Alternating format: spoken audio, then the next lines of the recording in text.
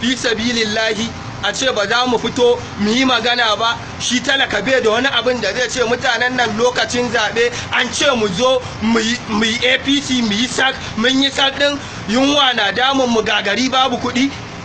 Ni yanzu mota ta na siyar. Shi shugaban ƙasa janar Muhammadu Buhari fi sabilillah. Bawan Allah nan janar Muhammadu Buhari yana ƙoƙari abin da yake yi ba kowa zai iya yin shi ba. Saboda haka dan Allah dan annabi ina kira ga talakawa 'yan Najeriya a yi haƙuri, a roƙa Allah ya bashi lafiya. Roƙo ne zami ta kai wani shege ya ba ina fara abin da ya faru. Ai baba mun ba wani matsala bane wallahi ai Allah ya jadin mu ne wannan cin ba sai ba mu ne mun san da aiki ko zo ma Allah ya so ni.